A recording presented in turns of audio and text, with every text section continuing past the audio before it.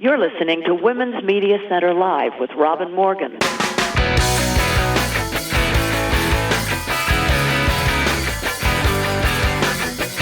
Welcome to Women's Media Center Live. I'm Robin Morgan. And here we are again, back from the holidays and from various colds and sniffles, though thank the gods no COVID, and back from frigid cold, which, yes, has been brought to us by global warming, otherwise known as climate change. By God, yes, we're back. What's more, we're back with a subject that fools might think unnecessary, but actually we're going to go around and under and behind and inside as usual for the real story about, in this case, voting rights. 2 voting rights bills, plus a change to the rules about the filibuster, died in the United States Senate last Wednesday. Let's say right at the beginning that some people, including even a few friends and allies, wondered why did the Democrats push for a vote on this when they knew that we lacked the numbers to pass the voting laws without at least changing the filibuster. That's given our slim majority in the Senate. Furthermore, given the intransigence of Democratic holdout senators, 2 of them, just 2, Joe Manchin of West Virginia and Kristen Sinema of Arizona, Democrats also couldn't get through changes of any kind to the filibuster, which, by the way, was never conceived by the framers and is nowhere to be found in the Constitution. So everything failed in the Senate after a year-long push for voting rights. You know, the old rule is that if you don't have the votes, you never let the bill come to the floor in the first place. Why then? Well, to me, the answer is simple. It's morally right. The American populace, which, by the way, is strongly in support of voting rights, has the reason and the right to know just where everybody stands on this issue, to force their senators and congressional representatives to rise on the floors of the United States House and Senate and openly dare to vote against the right to vote. People will, hopefully, remember this at the next election, and will, I trust, make the results very clear to those who vote against empowering people toward action on the basic tenets of a democratic republic. Nor will we let this opposition stop us. It hasn't before, and it won't now. Yes, it's heartbreaking, but we will keep on keeping on. So, today, here, we're going to offer you context into voting rights that you've never heard before. Beyond that, we're going to explore just what the Freedom to Vote Act would have accomplished, and still someday might, and the John Lewis Voter Empowerment Act, too, so you will fully grasp what we've lost in the last week. And we will also delve into the history on this subject, some of which is so totally ridiculous as to be gut-busting hilarious, except that it ain't funny. But before we do any of that, we need to go inside the headlines.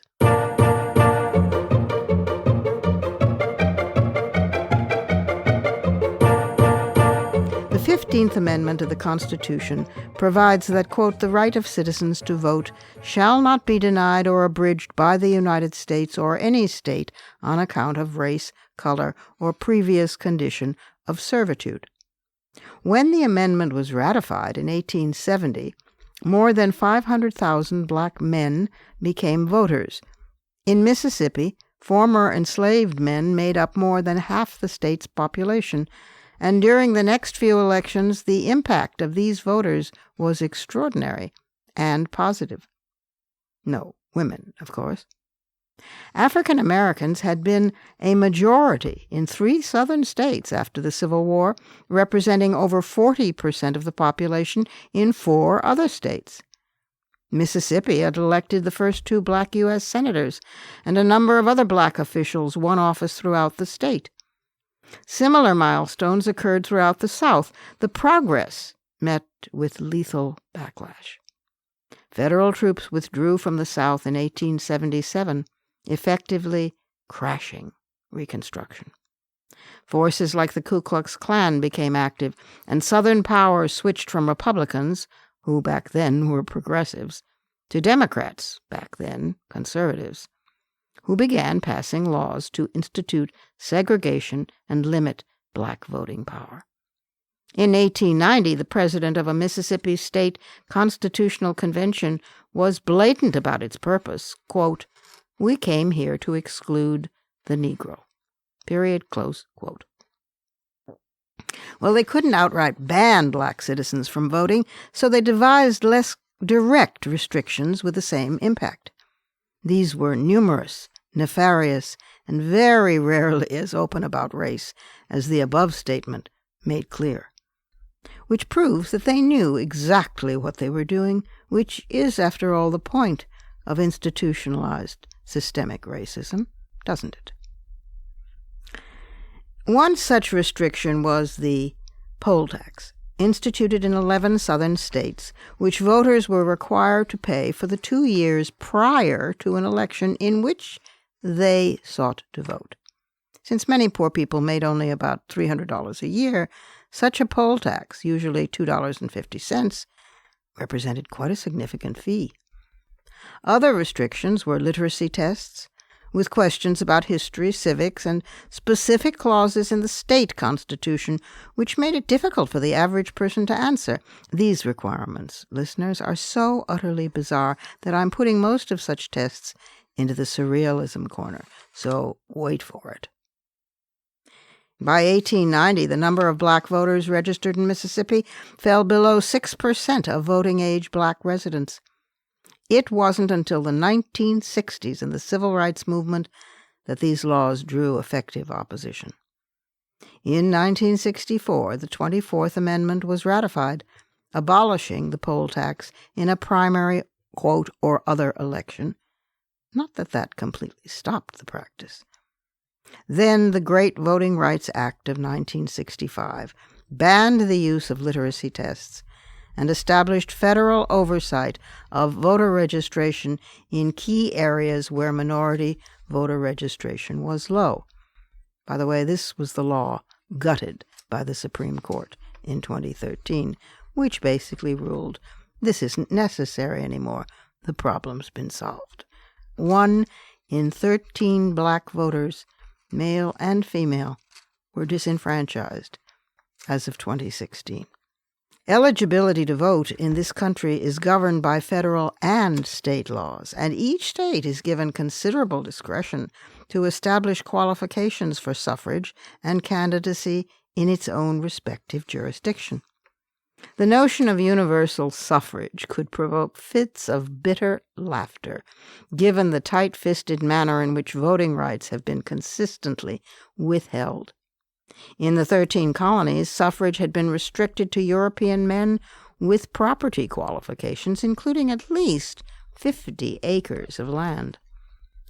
By the time the Constitution was ratified in 1789, a small number of free black men were among the voting citizens and men of property in some states.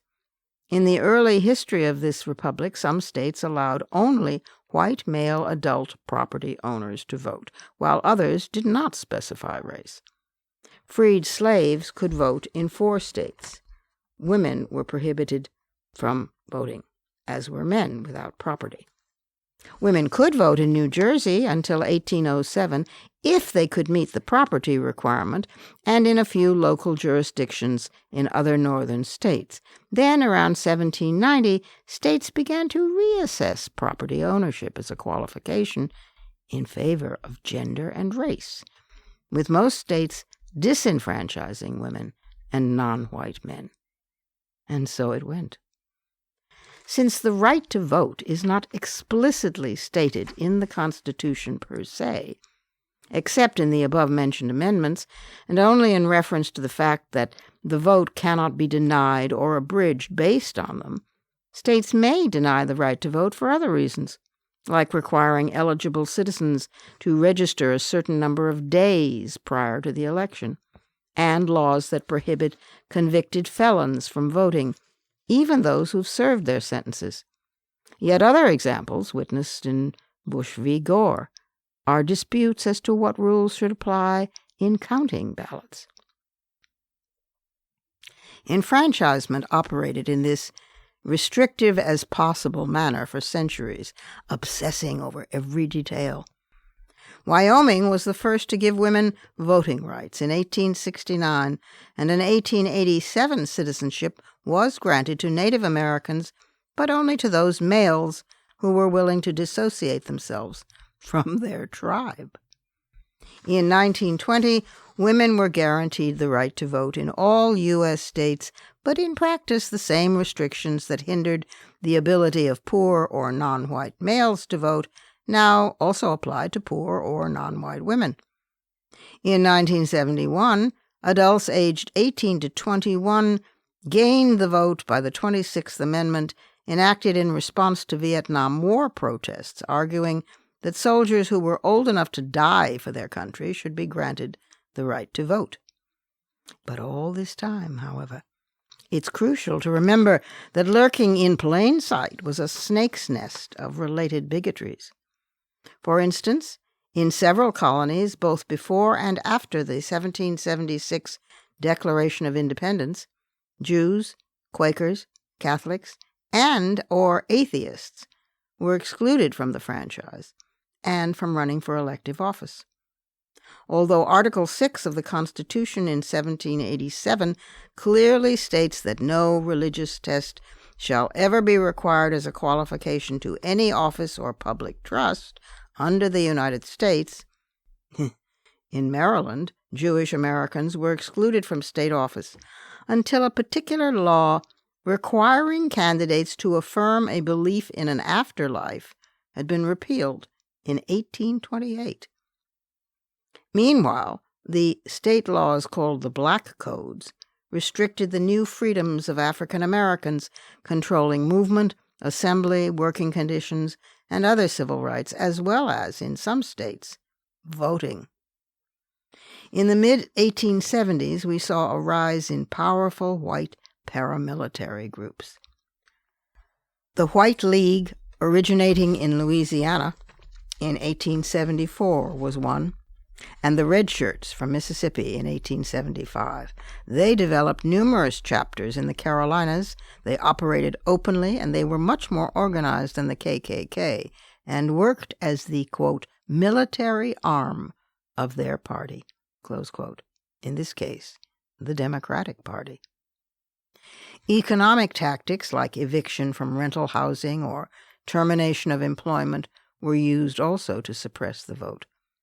Complex record-keeping, timing of registration, length of residency in relation to elections, felony disenfranchisement, and a literacy or comprehension test ensured all this. South Carolina Senator Benjamin Tillman, and a former governor, proudly stated, quote, "In my state there were 135,000 Negro voters and some 90,000 or 95,000 white voters. Now I ask you, with a free vote and a fair count, how are you going to beat 135,000? You have set us an impossible task." Then we had a constitutional convention which took the matter up deliberately with the purpose of disenfranchising as many of them as we could under the 14th and 15th Amendments. We adopted the educational qualifications as the only means left to us, and the Negro is as contented and as prosperous and as well protected in South Carolina today as in any state of the Union south of the Potomac. As for his rights, I will not discuss them. We of the South have never recognized the right of the Negro to govern white men, and we never will. Period. Close quote. Almost as rapidly as the Supreme Court determined a specific provision was unconstitutional, state legislatures developed new statutes to persist in disenfranchisement.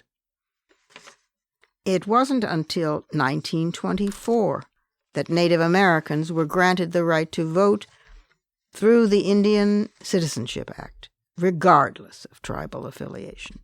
Of course, the next year, Alaska passed a literacy test designed to disenfranchise Alaska Native voters.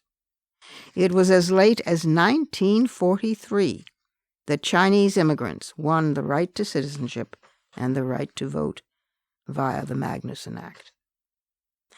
As late as 1962, Operation Eagle Eye in Arizona attempted to stymie minority voting through literacy tests. As of 2012, only Florida, Kentucky, and Virginia continued their denial of the right to vote to all citizens with a felony record. In 2007, the Florida legislature restored voting rights to convicted felons who had served sentences. But in March 2011, Governor Rick Scott reversed the 2007 reforms. Then, after a referendum in 2018, Florida residents voted to restore voting rights to roughly 1.4 million felons who have completed their sentences. Since the United States has a higher proportion of its population in prison than any other Western nation, and more than Russia or China, this means that an estimated 5.9 million Americans are denied suffrage, equivalent to 2.5% of the voting age U.S. population, which is comprised of the most disadvantaged, poor communities, and those of color.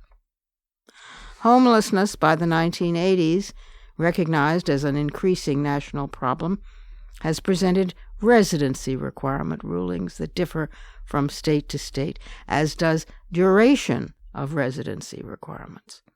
The 1990 Americans with Disability Act and the 2002 Help America Vote Act addressed some concerns of disabled and non-English-speaking voters, but their turnout remains low.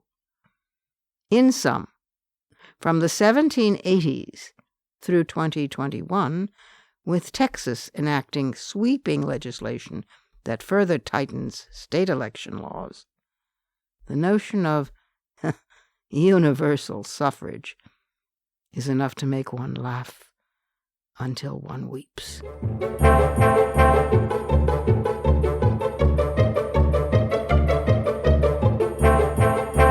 We have to take a short break here, but coming up, you will not believe the absurdities coming up in the Surrealism Corner.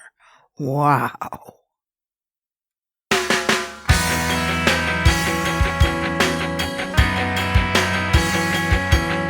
Subscribe to this program on your favorite podcast platform and leave us a review. Follow us on Twitter at WMC Live, like our Facebook page at facebook.com/WMC Live, and visit us at WMCLive.com for more information about our show and our guests. You're listening to Women's Media Center Live with Robin Morgan.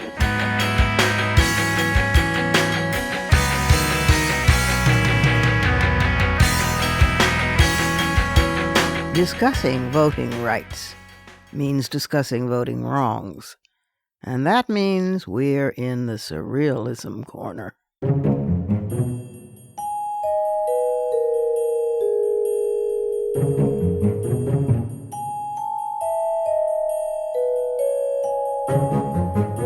It was not uncommon in the late 19th and the early part of the 20th century for armed white males to go to the polls to keep African Americans from voting. They sometimes would have signs, "Raccoon Hunting Club," obviously using a racial slur.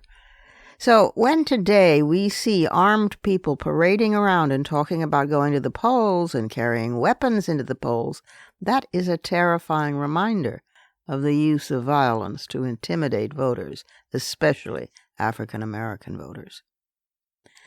The Herculean measures taken to prevent people from registering or voting are truly breathtaking. In fact, if even 0.1% of energy had been devoted to enabling people to exercise this constitutional right in a republic, we would be sailing happily on high seas. These tactics ranged from out-and-out terror, 150 black males killed in North Carolina before the 1876 elections, to insanities like the jelly bean test, which we'll get to in a moment. We've already touched on poll taxes and housing denials and employment rejections and general threats, but many tests were supposedly applicable to both black and white prospective voters who simply couldn't prove a certain level of education up to the 5th grade, although they were actually disproportionately administered to black voters. Impossible to pass literacy tests include tortured reasoning like this one. A list of 12 double numbers below instructions which read, cross out each number below that is more than 20 but less than 30. Or this one, draw a triangle with a black circle that overlaps only its left corner. Or this one, spell backwards forwards. Or draw a figure square in shape, divided in half by drawing a straight line from its northeast corner to its southwest corner, then divide it again by drawing a broken line from the middle of its western side to the middle of its eastern side, and so on. Voter suppression included questions like, how many windows are in the White House? They were always couched, these questions, in non-racial terms: literacy tests, states' rights to determine voting requirements, civic exams, and poll taxes, but they resulted in clear racial distinctions. This battlefield ranged from voter ID challenges, still does, to legal battles over how many drop-offs each county is allowed to provide for voters who would rather not put their absentee ballots in the mail, over who's eligible to vote by mail, and whether counties with curbside voting are making things too simple. A test from Louisiana consists of questions so ambiguous that no one, whatever their level of education, can answer. Yet instructions state one wrong answer to this test denotes failure of the entire test, an impossible standard even for a legitimate exam. And a candidate had only 10 minutes to complete a 3-page, 30-question document. Try this one. Write every other word in this first line and print every third word in the same line, original type smaller and first line ended at comma, but capitalize the 5th word that you write. Or this, write right from the left to the right as you see it spelled here. The Supreme Court decision in Shelby v. Holder meant that such tests, or even more slippery means, can ostensibly return to those parts of the country that have made little progress since the 1960s. Thank you, Chief Justice Roberts. Texas had one of the lowest voter turnout rates in the country, turning out 45.6% of its population of eligible voters in 2018, compared with a national average of 49.4%, according to the United States Election Project. The Cost of Voting Index is an update of a study that includes indexes for elections back to 1996.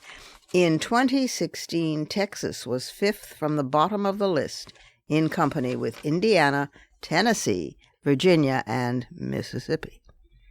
This time, Texas is behind every other state, at the bottom of the barrel, with Georgia, Missouri, Mississippi, and Tennessee. As for the jelly bean test, well, that consisted of a big jar filled with jelly beans sitting on the desk of the registrar, who then required candidates to try and register to vote if they could guess a number of jelly beans in the jar. Honest to God. Of course, this was impossible, and so the test candidate failed. Anyone who thinks such measures are coincidental or unintentional has set up a permanent residence in the surrealism corner.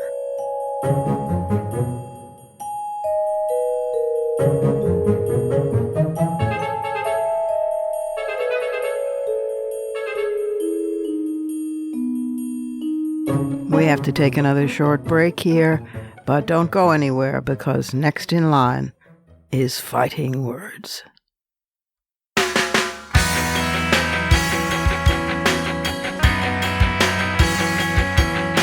The Women's Media Center, founded in 2005 by Jane Fonda, Gloria Steinem, and myself, is a progressive, nonpartisan, nonprofit organization working to make women visible and powerful in media. You can learn more about the WMC at womensmediacenter.com. You're listening to Women's Media Center Live with Robin Morgan.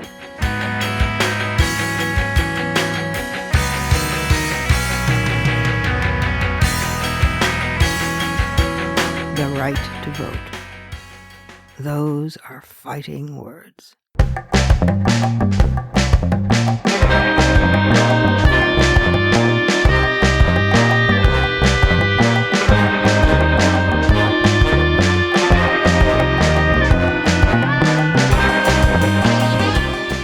People have fought for this right, bled for it, sacrificed for it, died for it, and people have taken it for granted.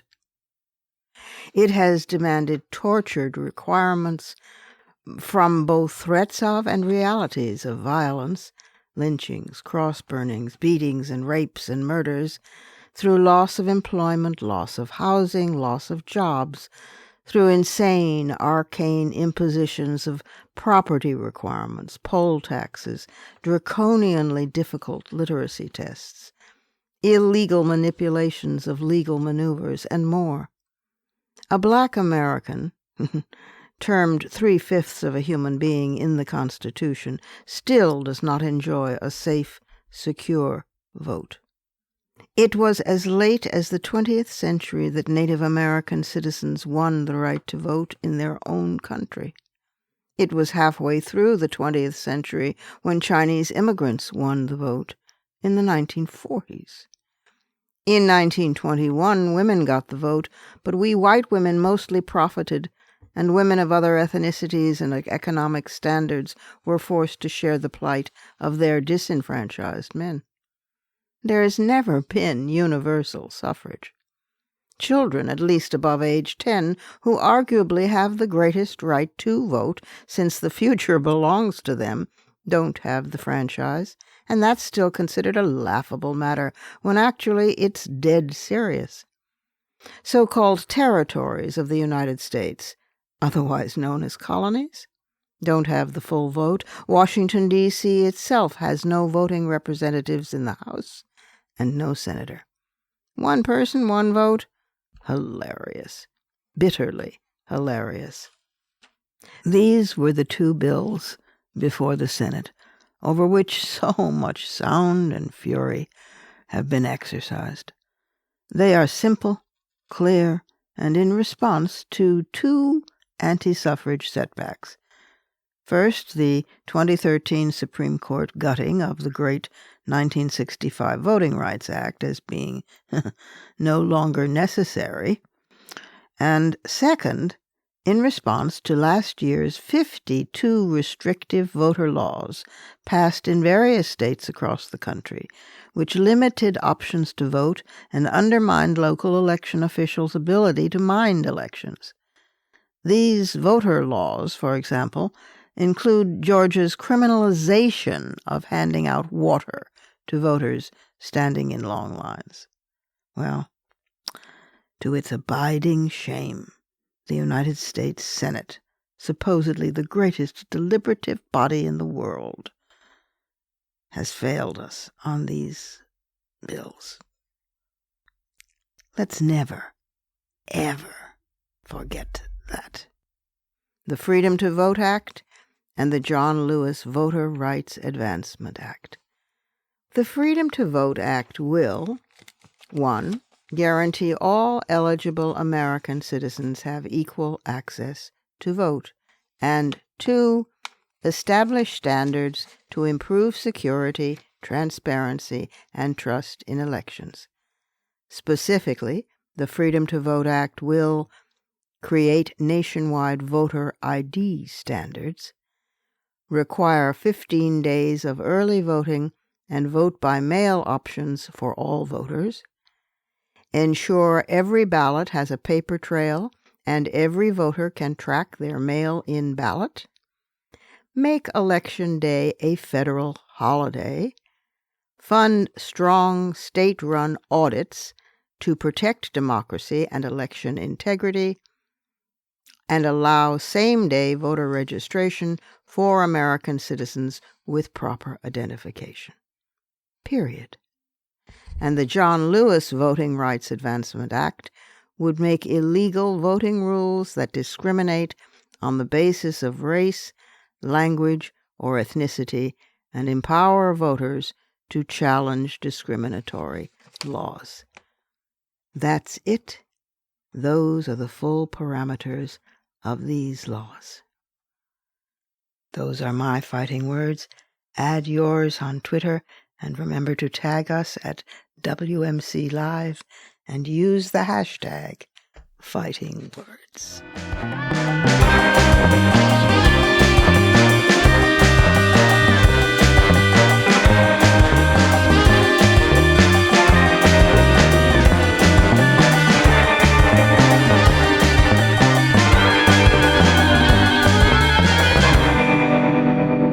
And that's our show for this week.